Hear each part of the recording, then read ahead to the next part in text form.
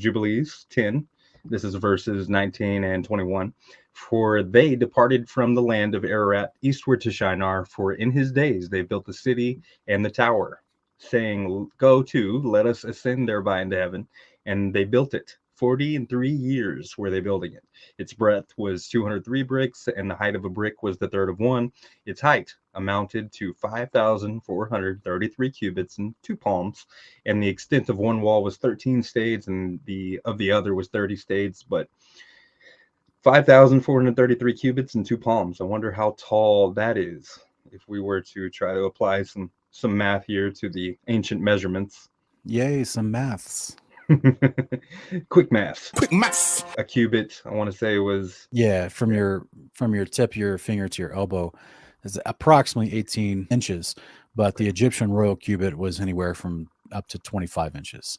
Yeah, they might have used a giant cubit or yeah, exactly. Yeah, or just a bigger man at that point in time. Nonetheless, this would amount to approximately around 8,150 feet tall, or 1.54 miles tall. So just for some comparison here, to be able to contrast some of the other world's tallest buildings that currently exist in modern times. Burj Khalifa is only 2,722 feet. Shanghai Tower, 2,073 feet. The One World Trade Center, which replaced the World Trade Center's towers 1 and 2, it's less than 2,000 feet. Sears Tower, less than 2,000 feet as well. So Tower of Babel would have dwarfed all of these by 4 times as high. Yeah. That's massive, truly massive a feat. And it would make a lot of sense if there were giants around, like the Bible talks about, that helped them build something like this. Just a big old eyesore of a middle finger to God. Right. Under the reign of Nimrod. Yeah, the Burj Khalifa, pretty sure it's still the tallest building in the world as of now. I think they're working on some other ones, but that's a half a mile tall. So like, bro, the Tower of Babel was crazy big.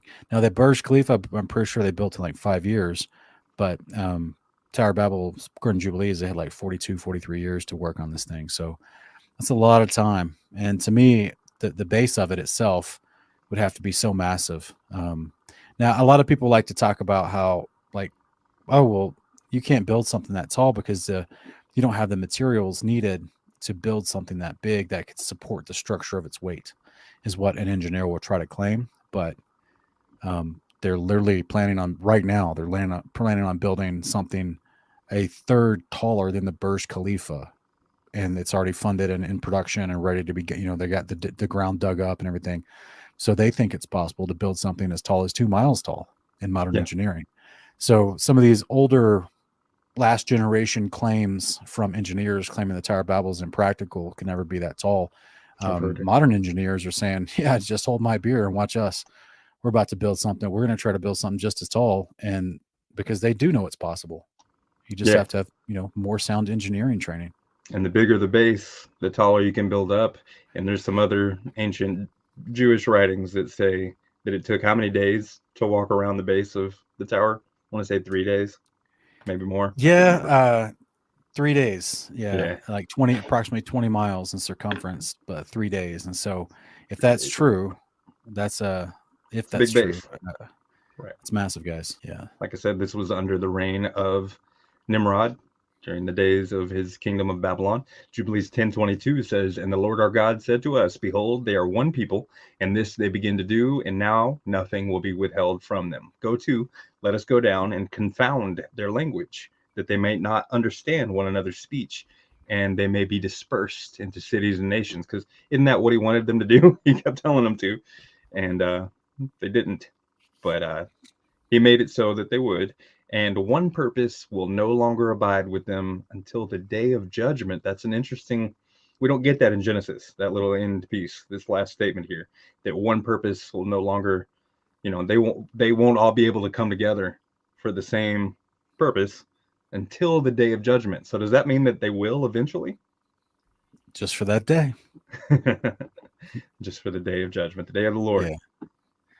Yeah, and technically not all the nations, but the dominant ones that are under the authority of the beast, the 10 kings who give their authority to the beast for the hour to come to Armageddon for the battle.